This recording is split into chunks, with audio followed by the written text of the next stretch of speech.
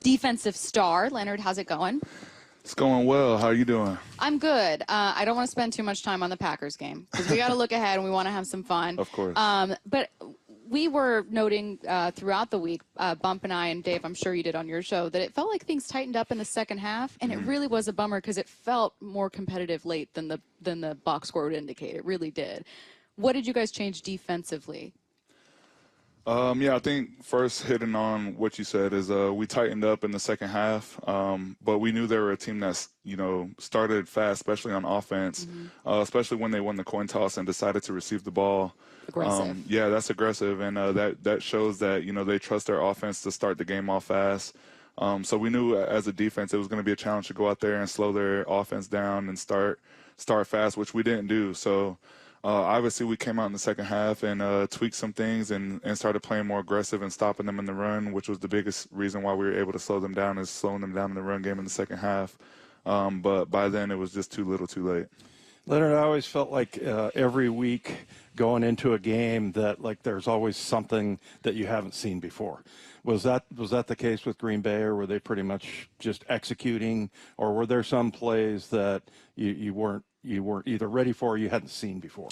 I think the one thing that they came out and did that I was not prepared for is they started us off with like screen games or really early on. Like I think the first play and then like maybe the second or third play was also a screen, which they trying to get our D-line or the defense tired early on, and then after that they were just hurrying up. They were getting on the ball really fast. They were executing at a high level, and kudos to their offense for being able to operate that fast. And that's one thing that our defense started working on, and that we got better adjusted to in the second half, is just getting on the ball quick. When their center's hand is on the ball, we're ready to go. I mean, you're having a great season, so you're going to get attention regardless, and your position just requires that attention. You're going to face some double teams. But it felt like when I'm watching the film, like they made it a point like to get double teams on you constantly. Did you feel like they were kind of keying in on you?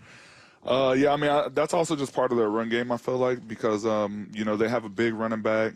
They trust their O-line and their running back to get the ball going in the run game. So their number one run play is duo, which as a three technique, you're going to face a majority of the double teams in the run game.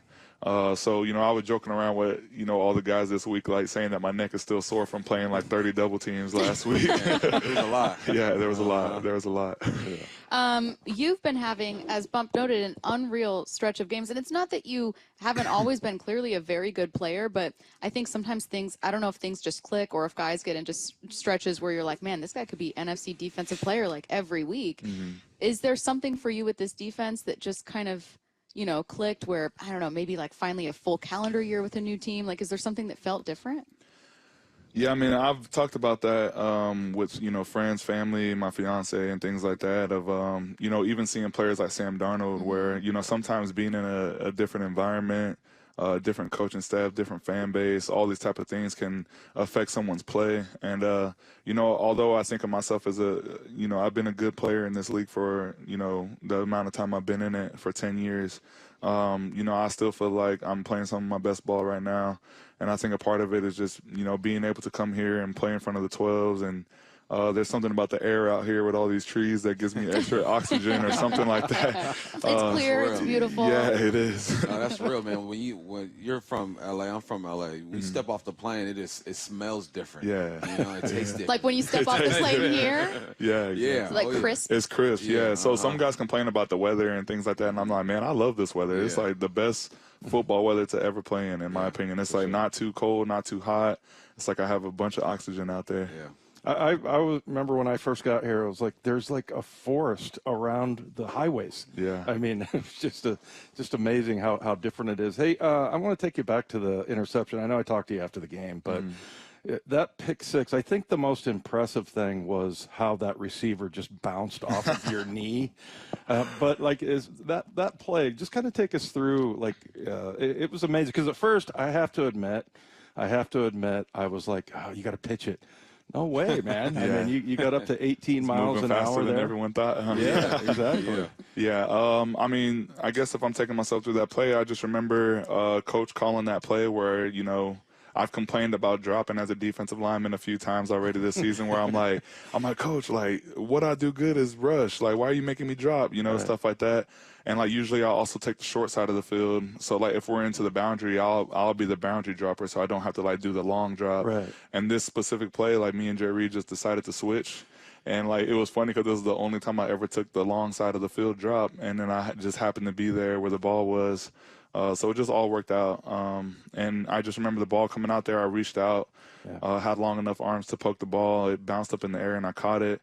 And like you said, I like out of my peripheral, when I'm like going for the ball, I see this one receiver like also going towards me in the ball. So I'm just like, okay, just make sure you catch the ball at least.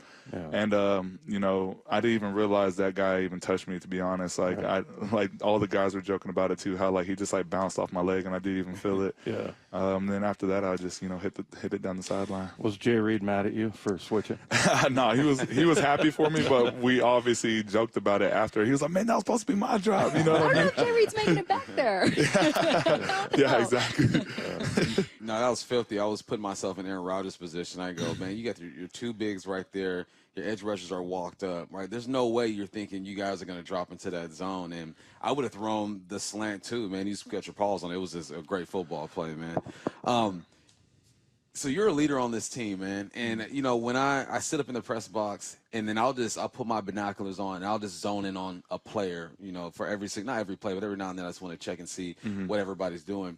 And you seem like you chatter a little bit with your teammates and with the other team. Like, what's your personality out there on the football field? Because you seem like a chill dude right here, but when I zoom in on you, it's a bit more going on. Yeah, I mean, you know, since we have a new coaching staff, and then also still a lot of new players that I only got here last year. So even though I got here in the middle of the season last year, I got to know some people, but there still is a bit of a learning curve.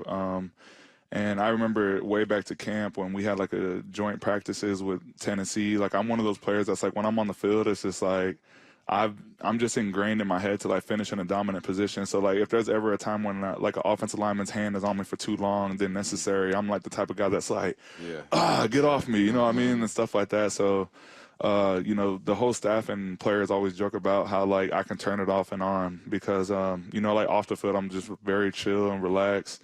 But on the field, I'm just like, I'm going 100 miles an hour. I'm like pretty feisty out there. I'm like talking crap to the other team and things like that. And then on the sideline, I go right back to being chill and I'm just like hyping my guys up and being like, good job, you know, trying to keep everybody together. Go ahead. I'm sorry, really quick. I just wanted to mention in Tennessee, the joint practices, I remember you had a guy on the ground and you were like, you had your fist cocked and you're like, okay, I'm not going to do that. Yeah, so that's one of those things where, you know, finishing a dominant position is just like, I remember this guy was like trying to dump me over the pile. And like, that was another thing where like the coaches were impressed because like, the pile was already behind me. I'm kind of already like folding over it. And then like somehow like on my big toe, I'm like, just stop all the momentum and just like swing him to the ground. And like, I remember Mike said he's seen my fist go up in the air slow motion. He's like, Leo, no. I didn't throw the punch, but I just wanted to let him know, like, you know. That I could have. Yeah, exactly. Yeah. He is Leonard Williams, kind enough to join us for the Huddle. You have a very busy week. We got to let you go. Get ready for the Vikings here on Sunday.